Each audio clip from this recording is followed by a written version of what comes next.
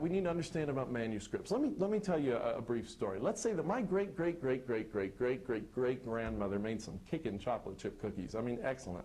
And she had a secret recipe for them, and she wrote down this secret recipe. And we want to eat those chocolate chip cookies, but as the years have gone by, we've lost that recipe. It got destroyed.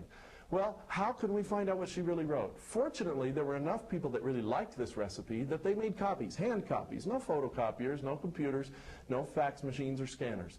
So they made handwritten copies of her ingredients, her recipe. So we have those copies, but how can we know that those copies actually reflect what she wrote? Maybe somebody put in 2 teaspoons when they should have put 2 tablespoons. Maybe they made an error in the copying. Or maybe they put in their own ingredients for their cookies that they like better. How can we tell? This is the dilemma we have with ancient manuscripts. Not one ancient manuscript, not Plato's Republic, not Caesar's commentaries on the war, not Homer's Iliad, and not the New Testament. Not one of the ancient manuscripts can we find in the original writing. None of them exist. They don't last that long. They disintegrate.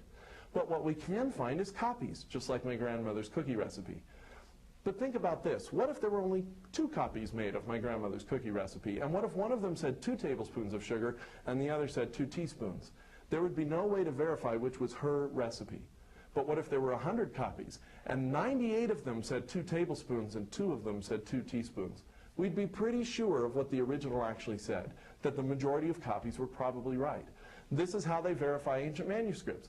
They look and see how many copies they have, compare them with each other for accuracy. So the more copies, the more reliable the manuscript is. Let me give you an example. One example of an ancient manuscript is Julius Caesar, who wrote out the wars he was involved with. It's called Caesar's Commentaries on the Wars. And most historians believe they're pretty reliable. We have a few copies, they compare the copies together, and they get an idea of what Julius Caesar actually wrote. Well, how many copies do we actually have of Julius Caesar's commentaries? 10. A grand total of 10. 10 copies with which to compare accuracy. Now that's just a little bit below average. That's not the best. So let's give a better example. In fact, let's pick one of the best ones that we know about. Homer's Iliad. Now Homer's Iliad has lots and lots of copies. It was very popular, but it doesn't have this many copies. In fact, Homer's Iliad has a lot more than Caesar's copies, which only had 10. This one has almost a whole ream of paper. In fact, a little bit more, about 640 pages. That's about a ream of paper. You can see the difference between the 10 pieces of paper and the 640. And Homer's Iliad is regarded as one of the absolutely best, most easily verified manuscripts. What about the New Testament? What about the Gospels that tell us of the Lord's resurrection?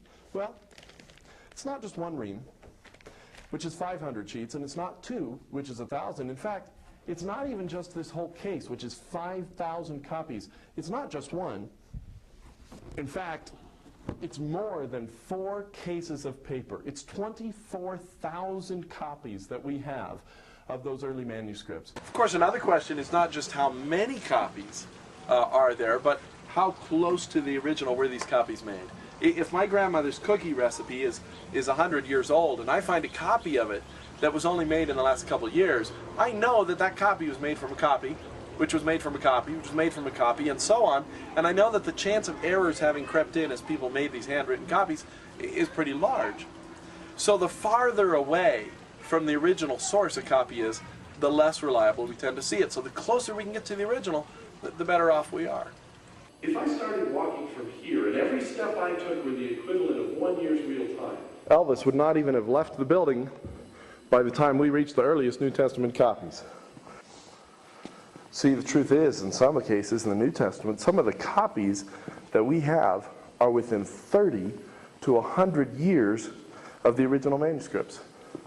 30 to 100 years. That means at the time that we have copies of, some of the people were still alive. But compare that 100 years to the other ancient manuscripts we know about. In fact, take a look at this recording I made the other day, comparing the length it would take me to walk from where I started on that stage to reach some other prominent ancient manuscripts.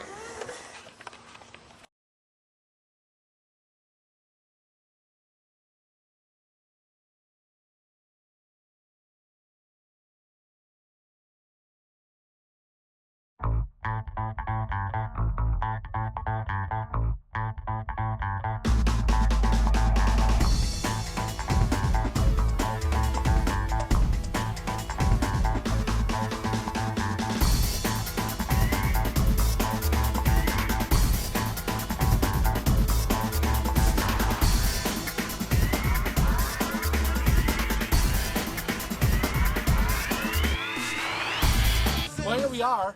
Caesar's commentaries, which he wrote about the same time as the New Testament, are this far from the church. 950 years from the time they were written is the earliest copy we have. That's quite a bit different from the 30 to 100 years of the New Testament. So here we are. In fact, let's just take a look back at how far away we are from the church.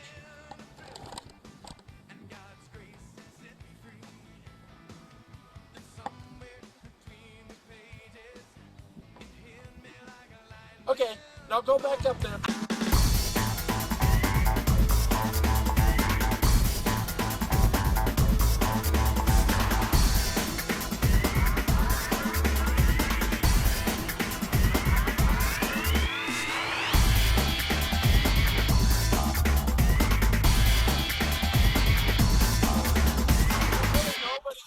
That Aristotle actually lived, and most people suspect the writings we have of his are pretty similar to what he meant to write. That's our assumption.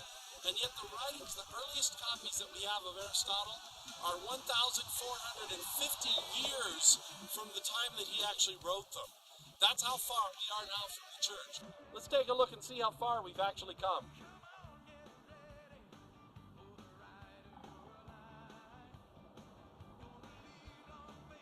Wow, that's really far.